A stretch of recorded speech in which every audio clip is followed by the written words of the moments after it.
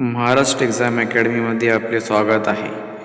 आज आपण बेसिक इलेक्ट्रिकलच्या एम सी क्यू बॅचचा पार्ट 1 पाहणार आहोत. हे सिरीज आपल्याला आवडत असेल तर लाईक करा, शेअर करा आणि नवीन व्हिडिओसाठी कृपया चॅनलला सबस्क्राईब करा. पहिला प्रश्न, the flow of electric current in a metallic conductor is only due to. Metallic कंडक्टरमध्ये विद्युत प्रवाह फक्त डॅशमुळे वाहतो. Neutral charge, electrons, positive ion आणि इलेक्ट्रॉन्स, सकारात्मक आयन आणि इलेक्ट्रॉन्स, पॉझिटिव्ह आयन, सकारात्मक आयन. आपल्या प्रश्नाचा आन्सर होईल इलेक्ट्रॉन्स. कारण इलेक्ट्रिक कंडक्टरमध्ये विद्युत प्रवाहाचा प्रवाह केवळ इलेक्ट्रॉनमुळे होतो. कंडक्टरमध्ये इलेक्ट्रॉन किंवा इलेक्ट्रिक चार्जच्या प्रवाहाच्या दराला विद्युत प्रवाह असे म्हणतात.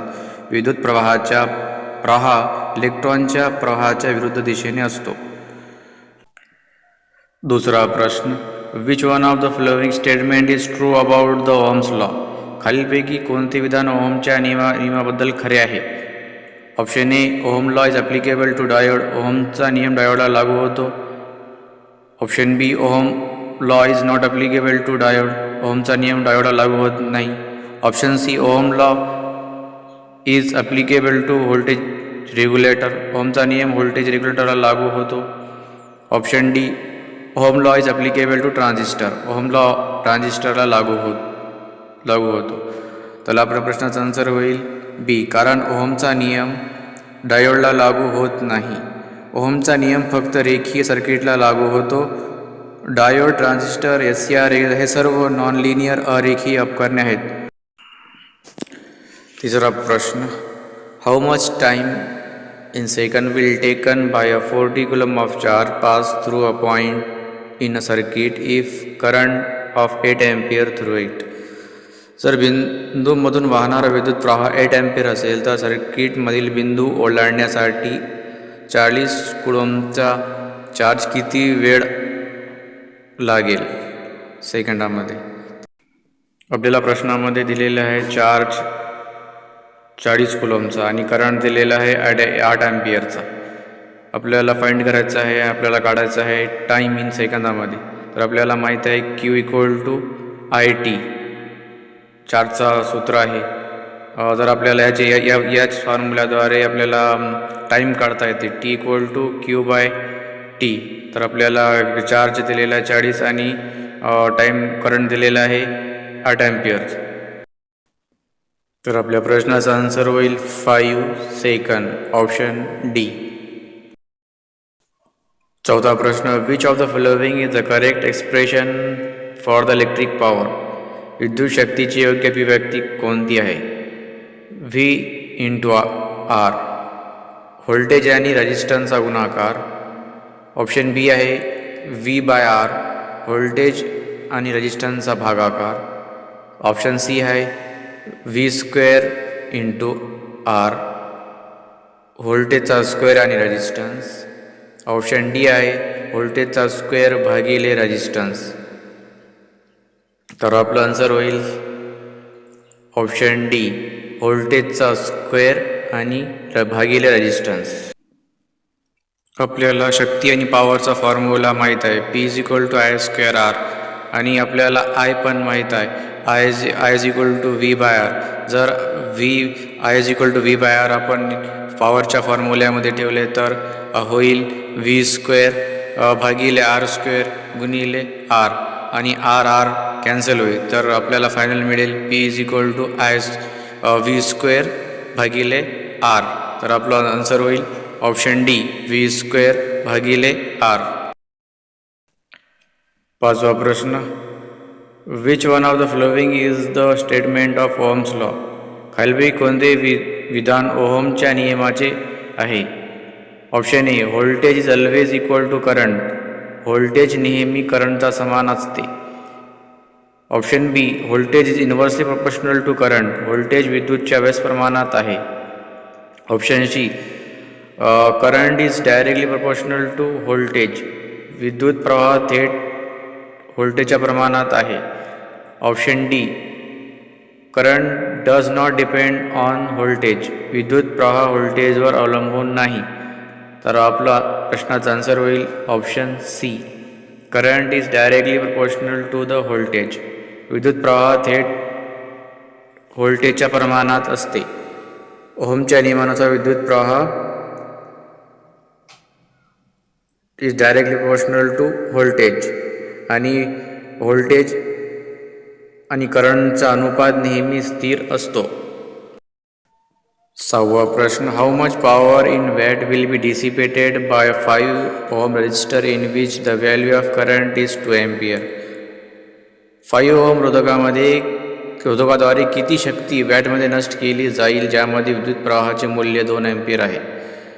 Option A 10 ampere, option B 30 ampere, option C 20 ampere, option D 40 ampere.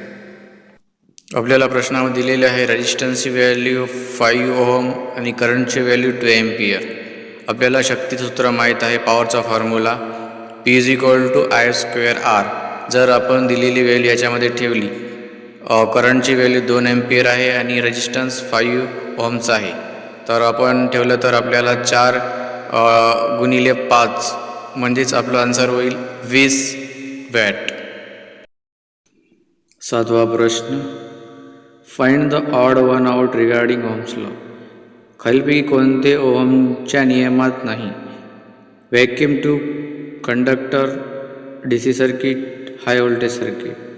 तर आपलं ऑप्शन होईल option A vacuum tube.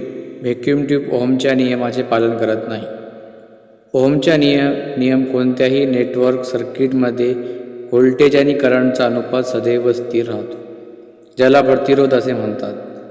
Voltage आणि करंट यांचा रेशो नेहमी कॉन्स्टंट असतो. ओहमचा नियम फक्त रेखीय सर्किटचा पालन करतो. 8वा प्रश्न. What material sampling resistance is made up. Sampling resistance कोणत्या मटेरियलपासून बनते. Option A alloy of nickel and cobalt. Nickel आणि कोबाल्टचे मिश्र धातू.